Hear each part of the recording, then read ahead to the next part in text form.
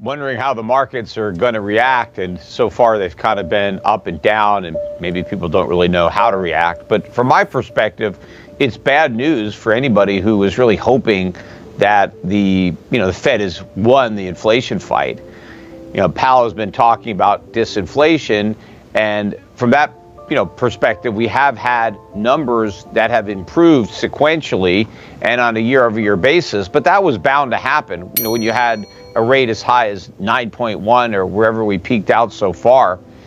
But if you look at the rate of improvement this month, the year-over-year number, I think, was 6.4. That was down from 6.5 the prior month. So that's not much of an improvement. In fact, maybe this is the trough for improvements. Maybe in February, we're going to see an uptick in the year-over-year inflation numbers.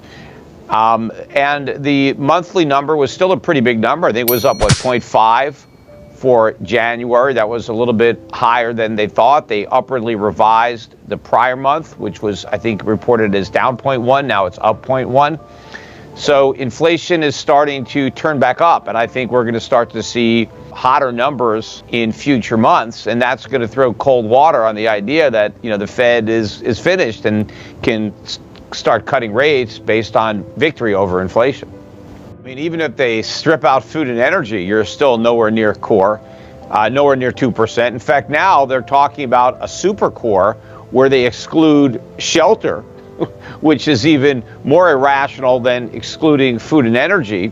But even if you exclude shelter, the year-over-year increase is still 4%.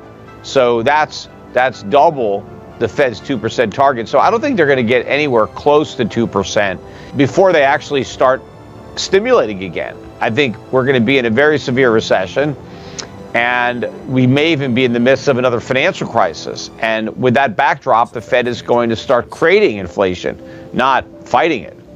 We've been creating inflation for over a decade. All the years of quantitative easing put a lot of inflation into the pipeline. And the Fed has barely withdrawn that liquidity. I think we're still seeing the impact of that, and especially the inflation that it unleashed during the COVID pandemic. So I still think we have a ways to go to catch up. Meanwhile, government policy is still inflationary. We have very expansionary fiscal policy. The government is running enormous budget deficits. That's highly inflationary. And even though the Fed has raised rates, you still have negative real rates, and we're not encouraging people to save. People are still borrowing as much as they can. The savings rate is near the lows. The credit card debt is near record highs. So the Fed's rate hikes have not really altered the spending and savings decisions, which I think are key to bringing the inflation rate down. So as long as people keep on spending, I don't see any way we're going to get down to 2%. Well, the real inflation is the expansion of the money supply. That's what inflation is. A consequence of that is that prices go up. Now, does the CPI fully capture the extent to which aggregate prices are going up? I don't think so, and I think that's deliberate. I think the CPI was designed to give you a low reading because the politics of the number, the government made it up. It's like a scorecard on government policy, and obviously the government wants to get a good grade. And so the CPI was designed to make inflation lower, just like the unemployment rate was designed to be low, the GDP number was designed to be high. That's just how they created the methodology. But I think if you kind of double the official number, that's probably close to accurate. It's obviously not precise, but I think you're a lot closer if you double whatever the CPI is. So if the CPI is 2, it's probably 4. If the CPI is 6, which is what it is now, it's probably 12. They implemented a lot of changes over the years, particularly I think in the early 1990s. And they actually did that because they didn't want to cut Social Security. But as you know, Social Security benefits are tied to the CPI through these COLA adjustments. And the idea was that if we can just make the CPI lower, then we won't have to raise Social Security payments as much. And so that's a way to cut Social Security, is to pretend that we have lower inflation than we actually do. Now, they didn't come out and say that. They said that they thought the CPI was overstating inflation. And so they fixed it so it wouldn't overstate inflation. But now it understates it. I don't think it ever overstated it. I think that was just a pretense so that they could, rig it so that it would have a lower number, which is what they wanted. That was the goal of redoing the CPI. But, if you took the CPI that we used in the 1970s, because people have done these numbers, just take the 1970 CPI and input the data that the government is using to calculate the current CPI. And if you do, the inflation that we had last year was worse than any year of the 1970s or 1980s. So this is the worst it's ever been last year. And, it's not getting any better. I think this improvement is transitory. We're going to see higher numbers, probably by mid-year.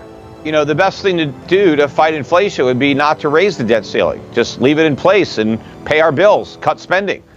But nobody in Washington actually has the stomach for paying the bills. That's why they want to avoid that by raising the debt ceiling. But raising the debt ceiling will permit more debt, more spending, and more inflation. And that's where we're headed.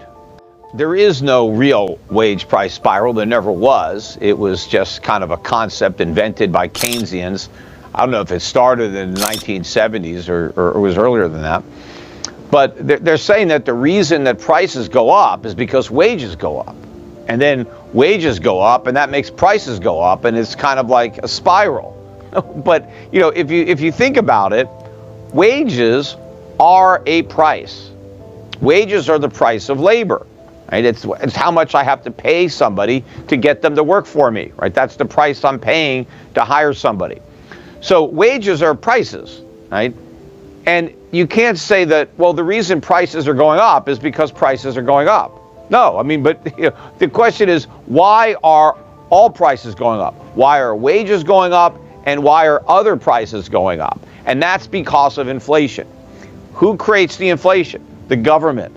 Right? The government runs budget deficits. The Federal Reserve monetizes those deficits, prints money so the government can spend it. And now you have more money, so the money loses value and prices go up. That's what's causing wages to rise. That's what's causing other prices to rise. It's inflation. But the reason they came up with this concept of a wage price spiral is to blame workers for inflation, or to claim that inflation is somehow the price we pay for prosperity. Yes, we have this great economy and you're getting a raise, and so therefore you have to put up with inflation. That's BS. Same thing with the cost price push, saying, well, inflation is caused by rising costs. No, it's not. And again, costs are prices. One person's cost is somebody else's price, right? There's no difference. And you can't say prices are going up because costs are going up. Costs are prices. And so prices don't go up because prices go up. They go up because the money supply is expanded. And who's doing that? It's the government. I think when you have an inflationary environment, which is the one we're in, and if you look at inflation as a tax, which if you really get down to it, that's what it is. It's a way the government pays for the deficits. It doesn't want to raise our taxes, so it prints money and it raises our prices. So the higher prices are basically the substitute for another form of taxation. So if you want to avoid the inflation tax, you avoid what's being taxed, which is U.S. dollars. So you want to get out of dollars, get out of dollar-denominated bonds. And, my advice is a portfolio of foreign equity, stocks, real businesses, companies that own plant and equipment, resources that are a hedge against inflation. You want to own businesses that can pass on their increased costs to the customer without losing a lot of sales. That's the problem. A lot of businesses don't have pricing power. And so when they have to raise their prices because of inflation, their customers stop buying their stuff, But I want to own companies that sell goods and services that people have to buy. And they'll give up the things they don't need to buy the stuff they do need. So I want to own what they need, sell it to them, and make some money. You also want to own commodities, resources, whether it's metals, oil and gas, agriculture, and the companies involved in those sectors are going to do well. You want to be in emerging markets because there's going to be an exodus, I think, from the U.S. and some of the developed markets into the emerging market currencies, emerging market economies. They should benefit from weakness in the U.S. dollar. Of course, you want to own precious metals. You want to own gold. Gold is a great asset. Gold and silver, they're monetary metals. When you have a lot of inflation, you have negative real interest rates, which is what we do. People are looking for an alternative store of value, a hedge against inflation, and you'll find that in gold and silver. And of course, you can also invest in companies that mine gold and silver. They own a lot of deposits that are in the ground. They own those resources, and they're able to extract those resources by mining them, and they sell what they pull out of the ground, and they make money. The higher the price of gold and silver, the more money they make.